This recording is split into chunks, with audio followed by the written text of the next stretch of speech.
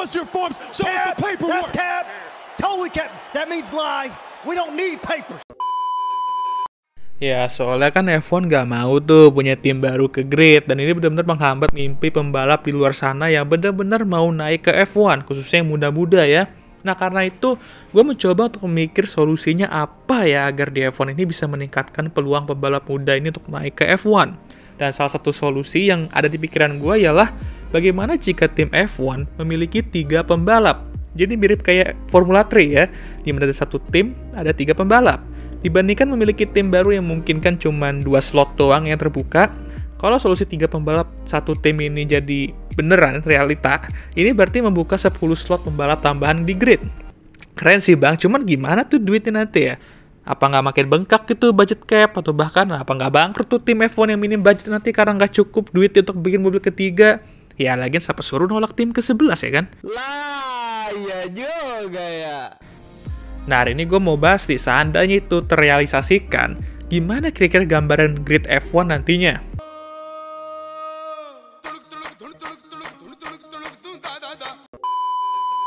Jadi anggap aja grid F1 2025 tuh yang mirip kayak di real life ya. Dan untuk kasus Red Bull, RB, dan Sauber, anggap aja Red Bull mempertahankan Max dan Checo, RB ambil Liam Lawson, dan Sauber mempertahankan Valtteri Bottas. Jadi sesuai dengan rumor yang beredar lah ya. Lalu ya anggap aja ini terrealisasikan dan gak usah ngomongin budget lah ya di sini, karena video what if berarti kita menghalu, walaupun ada batasnya juga sih ya. Ya wes lah, nggak usah banyak cincong fan, langsung aja kita ke tim pertama, yaitu tim juru bertahan Red Bull. Siapa kira-kira yang akan menemani Max dan Checo untuk 2025?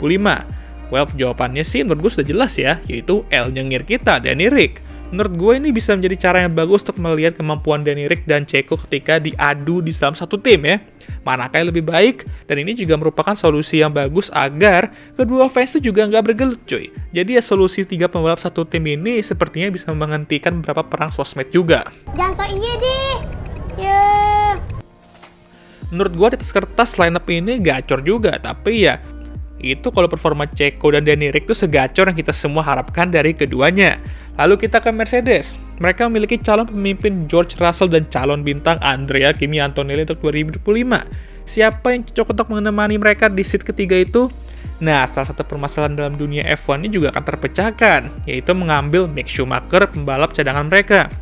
Melalui ini, kita juga bisa melihat nih apakah Mick sebenarnya masih layak ke F1 atau enggak, dan cara yang bagus juga untuk melihat itu dengan mengambil dia ke salah satu tim papan atas. Atau ya haruskah kita anggap Mercedes itu tim papan atas sekarang? Ya iyalah, cenah masih bisa menang balapan loh balol ya, di musim ini ada-ada aja masih Dharma ini.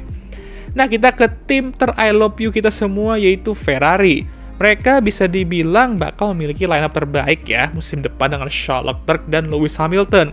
Jadi siapa yang harus mereka ambil untuk pembalap ketiga dan memperkuatkan lagi lineup mereka? Mungkin kalian bakal benci gue karena ini ya, tapi gue akan memilih Robert Shwartzman.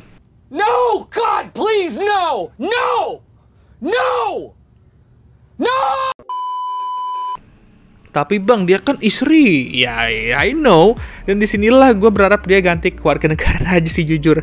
Jadi Itali gitu mungkin karena dia bisa dibilang besar di situ juga. Tapi kenapa ini masuk akal ya karena dia merupakan development driver Ferrari. Dia juga tampil bagus di WEC sejauh ini.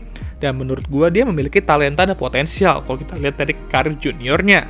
Sayang aja dia gagal masuk ke F1 karena suatu hal lainnya. Jadi melalui solusi ini kita juga bisa melihat tuh potensial dia yang sebenarnya kayak gimana, karena kita belum melihat potensial dia yang sebenarnya ketika di mobil F1. Cuma di free practice doang ya. Apalagi dengan Charles dan Lewis sebagai rekan timnya, pasti dia bisa improve dan belajar banyak. Nah, kita ke McLaren. Sudah memiliki lineup gacor dengan Lando dan Oscar. Kira-kira siapa yang harus mereka ambil? Sudah jelas pembalap Samba do Brazil mereka, dan tentunya akan meramaikan kolom chat mereka nanti dengan emot-emot Brazil itu, yaitu Gabriel Bortoleto, pembalap junior mereka yang saat ini juga masih memimpin klasemen F2, juara F3 juga di musim sebelumnya. Jadi ini pilihan yang sebenarnya asset lah buat McLaren ya kan. Kalau dilihat dari lineup ini ya kan, Oscar, Lando, dan juga Gabriel Bortoleto. Ini sih kalau kata Might Guy, yut cuy. Edan eta teh. Edun. Next kita ke Aston Martin. Ini juga nih masalah mereka yang kemungkinan bakal terpecahkan juga karena mereka pastinya nggak bakal bisa menyingkirkan Lance dan Nando pun juga masih kuat balapan. Jadi ini bisa menjadi peluang Felipe Drugovich, sang juara F2 2022 untuk menunjukkan taringnya. Lagi-lagi dengan Gabriel, pastinya bakal meramaikan kolom komentar di sosmed mengingat fanbase Brazil BK ya kan. Tapi all jokes aside, kita bakal melihat juga nih kemampuan juara F2 yang terlupakan ini dengan Aston Martin. Nyaris tidak dapat peluang waktu itu, cuman ya Lance Stroll udah balik lagi untungnya ya BTW ya. Next kita ke Alpine. Nah, mereka ada Pierre Gasly dan akhirnya setelah sekian purnama ngepromot pembalap akademi mereka yaitu Jack Doohan. Nah, siapa nih yang kira-kira cocok untuk mereka ambil jadi pembalap ketiga? Ya, mungkin dari akademi mereka, yang lainnya kayak Victor Martins gitu. Bisa aja, tapi Doi sebenarnya lagi rada underperforming. Walaupun bukan karena salah dia juga sih ya. Karena dia tuh apes dan mobilnya butut juga. Tapi gue punya opsi yang mungkin lebih bagus ya. Mengingat Oliver Oaks sudah jadi tim principal Alpine, dan dulu juga beliau merupakan tim principalnya High-Tech, ide bagus juga untuk ngambil pembalap High-Tech di F2 sekarang yang lagi bagus juga, Paul Aron, untuk jadi pembalap ketiga Alpine itu. Dan itu yang bakal gue lakukan. Kelebihan Paul ini ialah meskipun dia belum memenangkan gelar single seater, gue tahu, tapi kemampuan adaptasinya bisa jadi keunggulan buat Alpine. Ditambah di F2, kalau bukan karena keapesan-keapesan yang terjadi belakangan kepadanya, mungkin dia bisa lebih cukup deket ya dengan Gabriel Bortoleto di atas standing situ. Jadi untuk pembalap ketiga Alpine, ya Paul Aron. Fans Victor Martins sepertinya bakal menyerang gue ya abis ini. Ya bukannya bertujuan untuk mendamaikan perang, dengan solusi ini malah memancing perang baru. Next, kita ke Williams. Kalau kata James Vowles line up terbaik ya, Carlos sama Albon ini, ya gue sih bilangnya line up yang kuat ya, tapi nggak terkuat juga sih dalam grid itu ya. Nah, untuk third driver mereka, ya gue bakal pilih tidak lain dari Franco Colapinto. Kita tahu sendiri ya kan, tampil bagus di masa magang ini nih ya. Nah, asik deh ya melihat dia nyetir full time, dan nantinya melihat fanbase Argentina bergelut dengan fanbase Brazil. That is cinema. Oke, kita ke RB. Nah, Yuki dan Liam kita anggap fix driver lineup mereka buat musim depan, seperti kata gue di awal video tadi. Untuk pembalap ketiga mereka, gue akan ambil Isaac Hadjar. Ya, dia mampu tampil bagus di Formula 2 musim ini. Walaupun belakangan ini rada apes juga dan kehilangan banyak poin, ya tapi sudah saatnya membuat RB kembali menjadi tim pembalap muda untuk menunjukkan taringnya. Dan saat ini Isaac adalah pembalap akademi Red Bull terbaik, jadi masuk akal untuk menjadikannya pembalap ketiga RB. Cuman gue mau bilang, sabar-sabar aja untuk para race engineer, dan turut berduka juga kepada headphone mereka nantinya ya, karena bakal mendengar Yuki dan Isaac nih ngomel-ngomel terus di radio.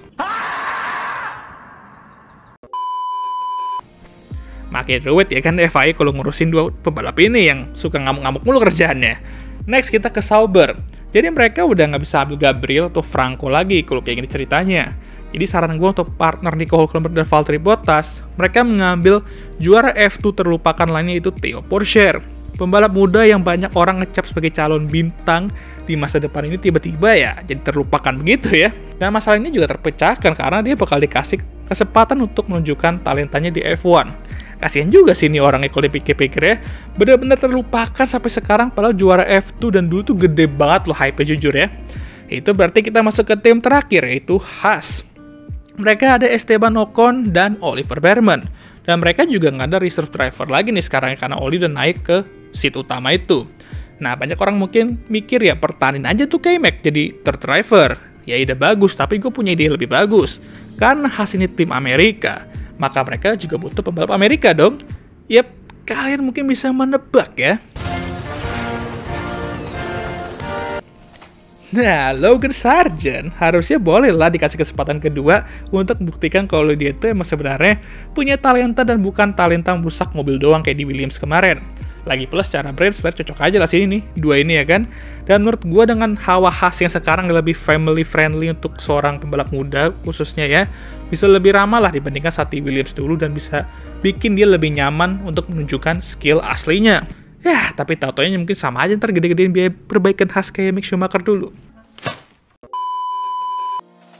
Nah, itulah menurut gua. Gimana menurut kalian? Untuk rankingnya ya, dari terbaik ke kurang terbaiknya gua akan share di kolom komentar.